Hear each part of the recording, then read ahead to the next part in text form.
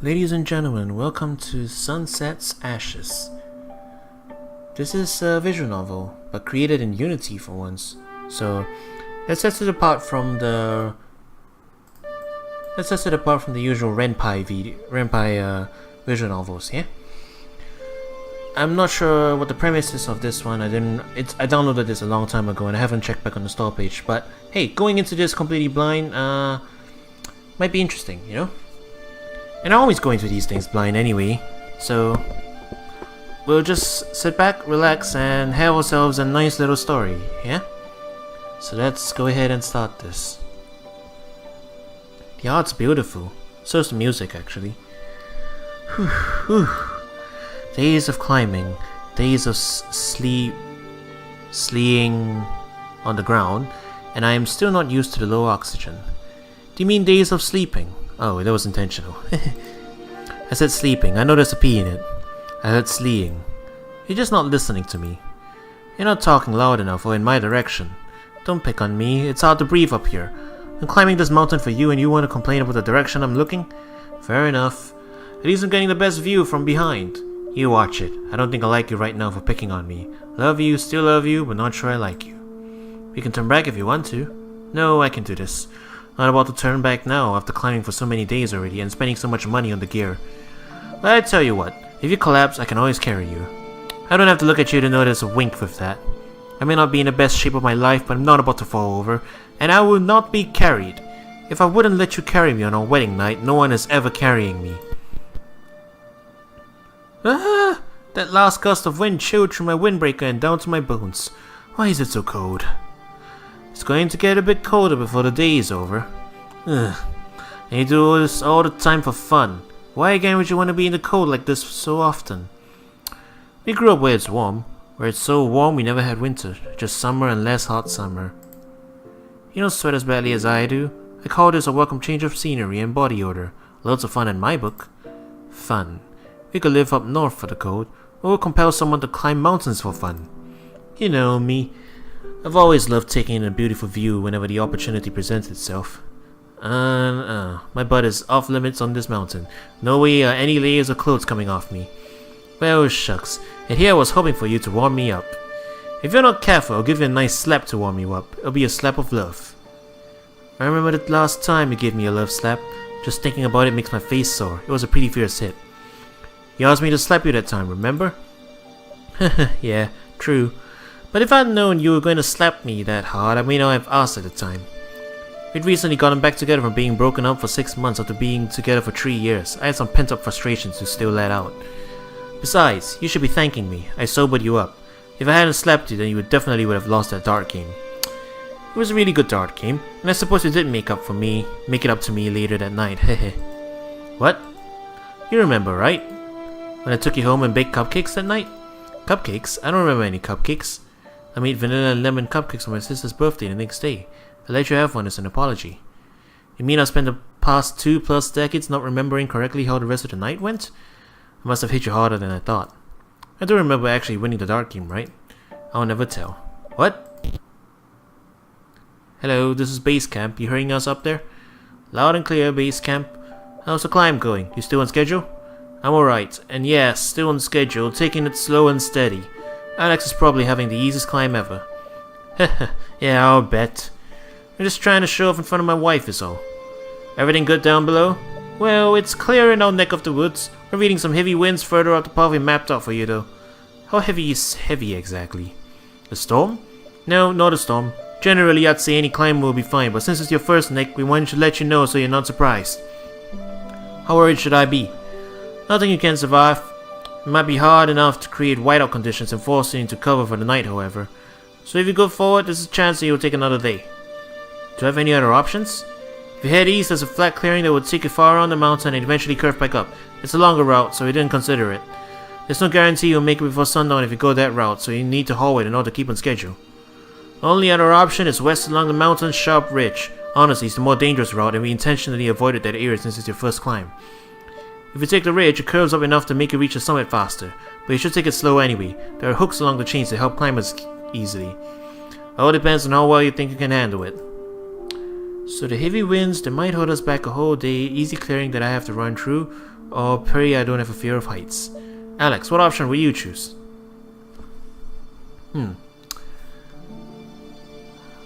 Okay, we get our first choice. Do we have an option to save? I guess not. Well, I think we'll use, let's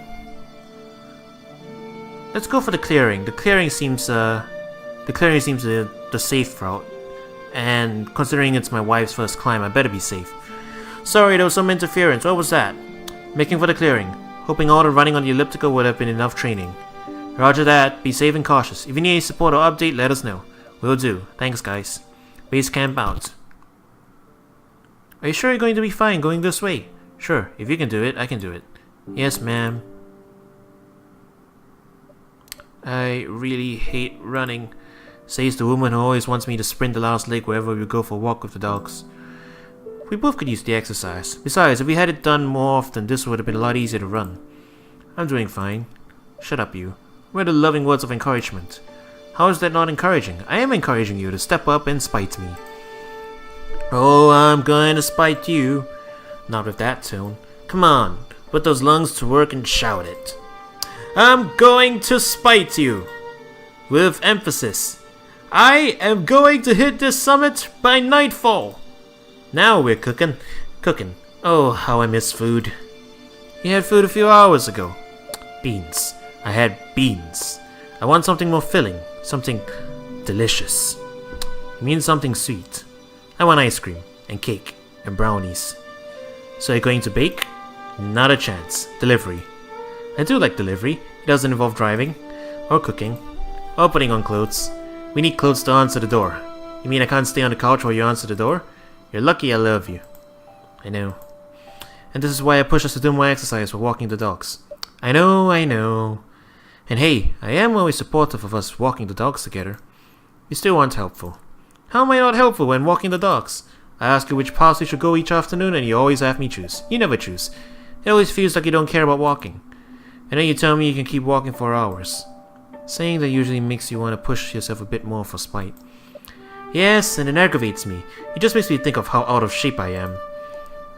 I never mean for it like that. You know I did cross-country and sports in school. I'm used to being on my feet for hours.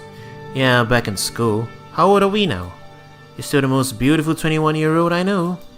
Flattery doesn't work when I'm running through the snow in low oxygen. Well, it was worth a shot. I'm sorry though. My legs are one of the things I like keeping up on. I never mean for you to feel out of shape. I know. It's still irritating even though you don't mean for it to be. Whenever we go for a walk, all I hear in my head is the football coach from my school. When my legs started hurting, he'd say, "Good, so you can still feel them? Then you can still move them. Get back to running." Wasn't there something else he would say after that? Soon as I tell him I can't feel my legs anymore, he'd say, "Better, now you don't feel them hurting. Get back to running." I am not you and you are not your coach. Also, the name was wrong for one dialogue box there. You're right. I am much better looking than he was. And you are even better looking than me. If you weren't in a hurry to reach the summit, I swear. I know. You can slap me later. And by the way, I always care about going for walks with you. I know. The great chances for you to take photographs with your camera. No, that's just a bonus. I like going so we can talk. We're at work all day long and then at night we spend part of it on the couch watching shows and streaming channels. Our walks are the best times where we can really talk about anything and everything. We do always talk about everything while going for a walk. I can tell you about some ridiculous project I want to work on and you humor me. Then you tell me about your day and everything you worked on. I have to be honest, I still have no idea what you meant every time you mentioned computer programming. It's alright. I honestly have no idea what you were talking about each time you bring up financial planning. When I took economics in college, I got a C. That is why I am in charge of the budget. And that's another thing. I can talk about the budget with you when we walk. Everything is a topic. Our walks are one of the best things we've ever done. Kind of like now. Exactly like now. Also, you're not as out of shape as you say you used to be.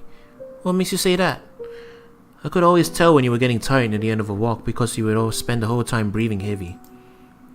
I feel like I had to think of conversation topics I could handle by myself since you didn't talk. Now look at you, keeping up the conversation perfectly. Think I can keep it up to the end? Longer than you can, mister. Ooh, a challenge. I feel a bit bad though. I do after all have a pretty big advantage. I have an advantage too. You do? What advantage is that?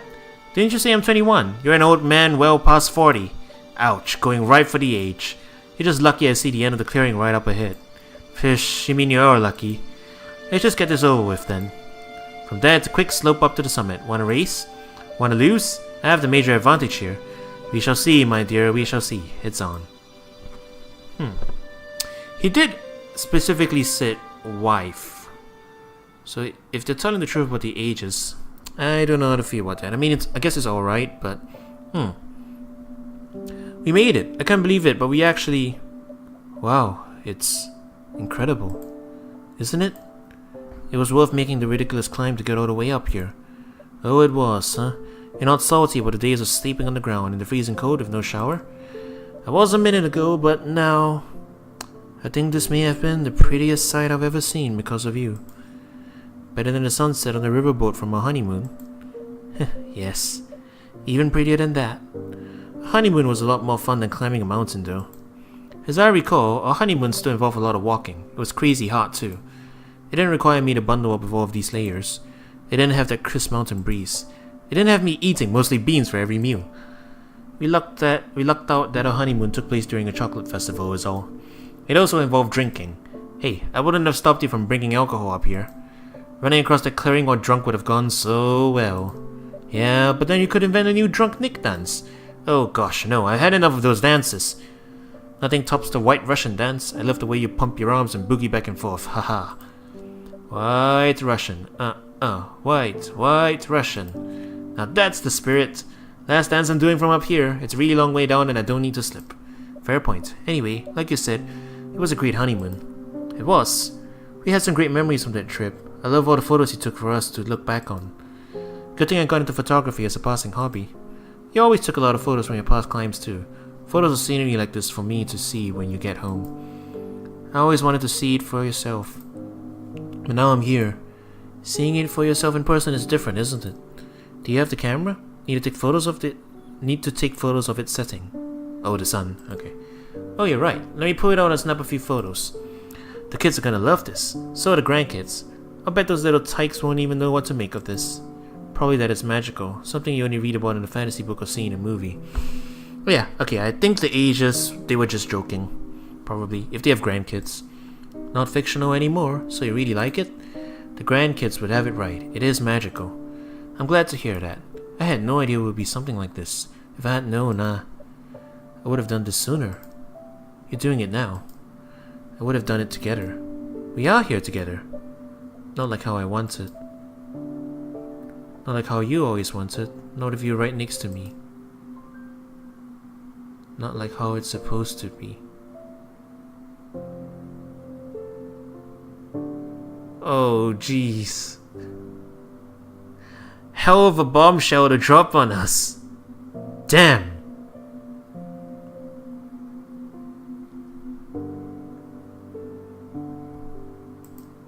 I am so sorry. Life isn't fair. I wasn't supposed to lose you so soon. Not this soon. We had almost 30 years and I want more. I want more years of you being awesome and loving me. I even want more years of you irritating me like a brat. I actually miss you always finishing my sentences. It was so aggravating how you could always imagine exactly what I would say before I say it, and then keep moving the conversation along. I miss that now. I miss you coming home from an adventure and telling me about it. Whenever you came back from a climb, you'd tell me how you would have to talk to yourself and pretend you were talking to me. How keeping a conversation with yourself helped you focus and kept you from getting tired. I tried doing that. I climbed this damn mountain pretending you were right here beside me, talking to me. It helped. It really helped. I don't want to stop hearing your voice. I know. I miss you. I miss you so much. Sometimes I text your phone. I keep hoping you reply with the usual smooch or snuggle message. It's silly. It's not silly. I'm sorry I didn't do it more often. I even listen to your voicemail so I don't forget what you sound like. You have such a stupid cliche voicemail. Why couldn't you do something funnier? At least I can still imagine your voice when I read something you wrote. Do you remember the poem you wrote for me? I do. It was so bad. I love that poem. You wrote it for me. I wrote it the first time I saw a view like this one. I wish I'd written it better. If I'd known those would be the last words that make you think of me, I promise I would have tried harder. You didn't need to. You were perfect just the way you were. And I love keeping those words close to me. As the sun sets, I feel compelled to sit quietly and stay a while, like how your own beauty and wonder bring me a smile. I wait patiently there as the star falls past the skies, and then I see only you as it goes dark, and I close my eyes. I dream of all the adventures I had with you at my side, the times we laughed, danced, hollered, and cried. Memories of awe-struck sights with us both thinking, wow, dreams I'll repeat with you for as long as my sleep would allow. Then as I wake, the morning sun caresses my face, making me think you're there, offering me a warm embrace. I reach in and pull out the one word note you'd stuck in my bag, Boo. It makes me smile and start the day, remembering how much I love you. I hate you sometimes, you know. I know. Remember what I'd always say about hating someone? Hate is a strong word. It takes a lot of time and energy to really hate someone. I'm glad to know I was worth the time and energy. I'll never stop. You'll always be worth it. Thank you. I love you, my bear. And I love you, Miha Mirsa. Goodbye.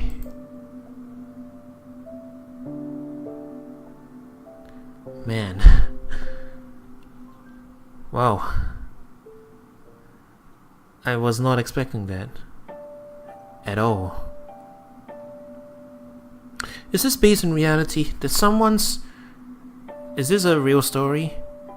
Because if so, that's a really touching gesture. Golly, I don't know what to say or feel about this. But that was Sunset's Ashes, everybody. Thanks for joining me on this ride. There's really no way I can end this without being awkward, can it? Well, stick around and maybe you'll see another game from me. I made a little poem. Coro out.